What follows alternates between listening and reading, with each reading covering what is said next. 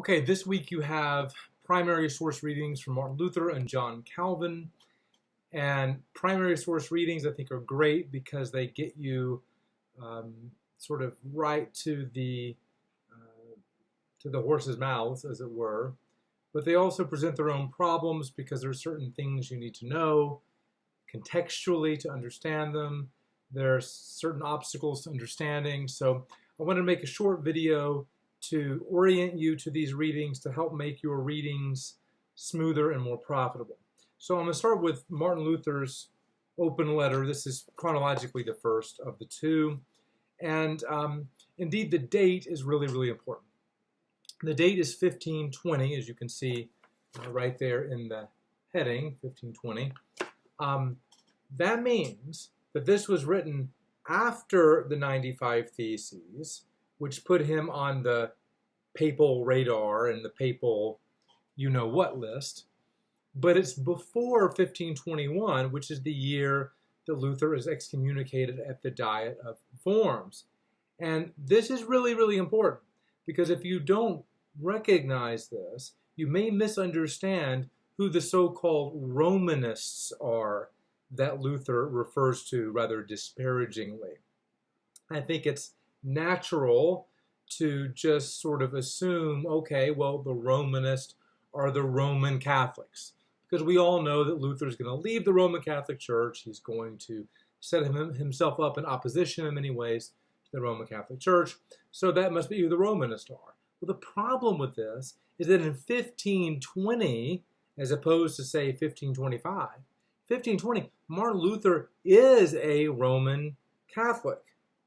So Romanists cannot simply mean Roman Catholics. Rather, what Martin Luther means by Romanists are people in the highest echelons of the church, so Pope, cardinals, bishops, who are making really inflated claims about the authority of the church and of the church hierarchy. Those are the Romanists. By the way, cardinals are bishops who were sort of elevated to a special status by the Pope, who acted in some ways as the papal cabinet, and who to this day elect a new pope whenever a pope dies. I mentioned that because cardinals are going to come up towards the end of the reading, so I want you to know who they are.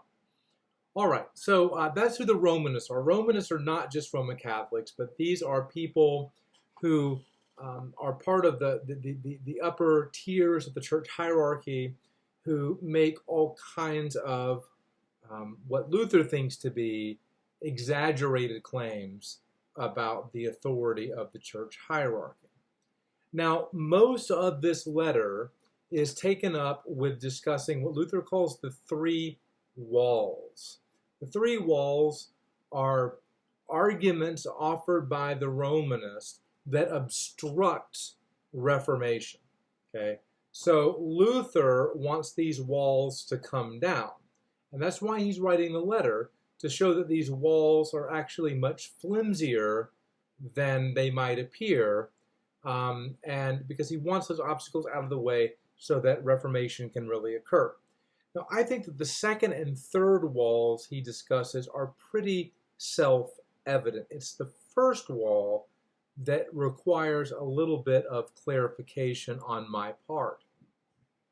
The first wall, according to Luther, is the idea that the spiritual estate is superior to the temporal estate. Now that may mean nothing to you. We have to sort of define these terms here. First of all, what he means by estate is something like class. Okay? The spiritual class of people is superior to the temporal class of people. Spiritual class would be comprised of certainly popes, but also bishops and priests and even monks. The temporal class made up of people all the way from princes to artisans down to peasants. Temporal here means something like worldly, What it really means is, temporal people who belong to the temporal estate, the temporal class, are Christians who have not been ordained. In other words, lay people. Lay people may have a very lofty position in society, like princes and lords. They may have a very lowly position in society, like peasants. But either way, they belong to the temporal estate because they have not received the church's ordination. So they may have a certain kind of authority in the world. I mean, princes and lords have a certain kind of authority, but it's a worldly authority, a temporal authority, not a spiritual authority. So according to the Romanists, within the one body of Christ, there are really two bodies, one ruling over another, the spiritual estate ruling over the temporal estate.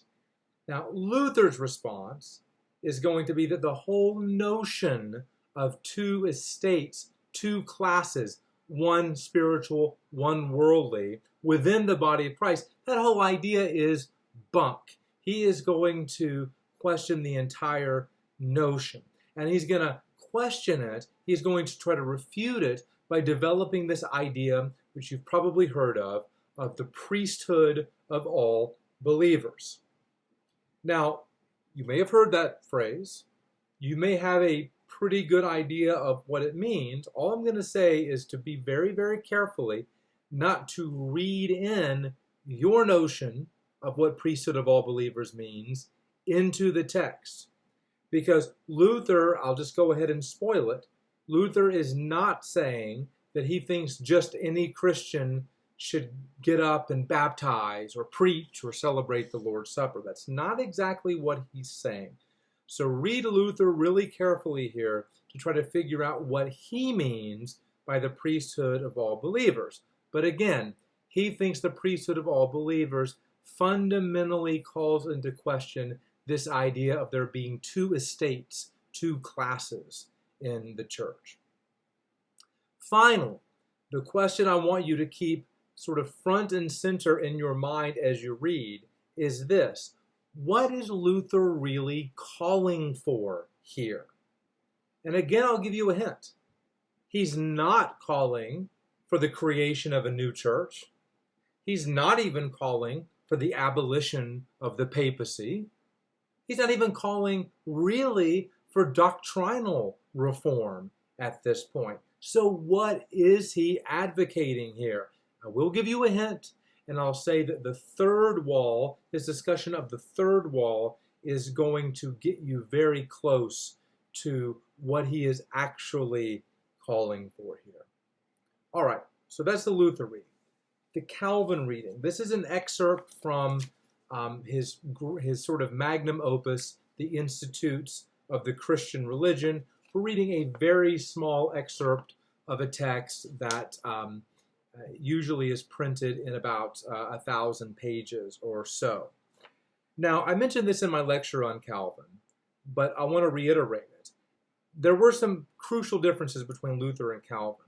One very important point of agreement was the idea that the gospel, in many ways is the doctrine of justification by faith alone through grace alone. Right? The doctrine according to which that we are saved by faith, and that faith is not a human achievement. It is not something we do. It is not something we accomplish, but rather it is something that is simply given to us by God. We passively receive it.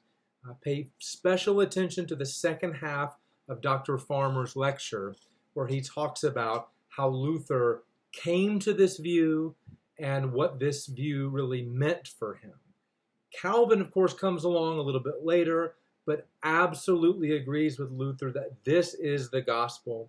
This is what justifies separation from the Roman Catholic Church, because the Roman Catholic Church had ceased to proclaim justification by faith alone, through grace alone. In other words, the Roman Catholic Church had ceased to preach the gospel, which is grounds for separation, if there are any grounds for separation from the church. Now, your reading this week, this is not where Calvin is explicitly expounding the doctrine of justification by faith alone.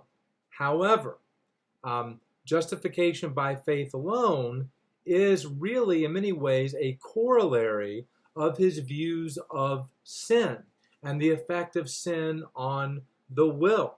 So even though he doesn't really go into his doctrine of justification by faith alone into any depth here, I think if you read this carefully, you'll have a much better idea of why Calvin holds to that doctrine so strongly. And I'll help you here by basically telling you what his position is.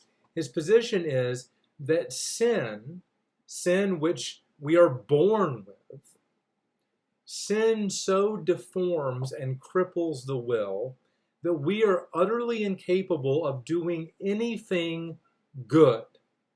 Now, as you read Calvin, you need to be very careful and distinguish between his own views and the views of his opponents. Because Calvin is well aware that both within the church tradition and outside the church tradition, that there are many who do not hold his view.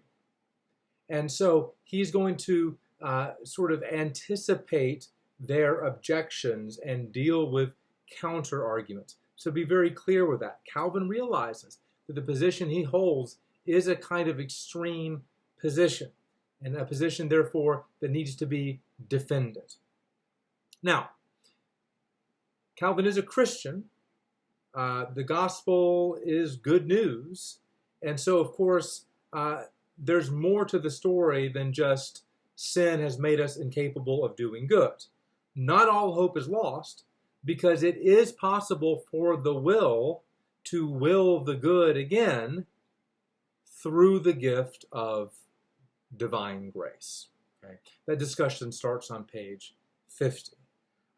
Now, can we go out and get that faith for ourselves? No, because then faith would just be a human achievement and not something we passively receive.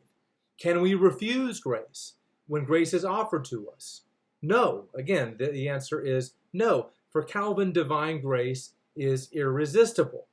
We necessarily receive the gift that God offers us because even before the creation of the world, God elected us for salvation.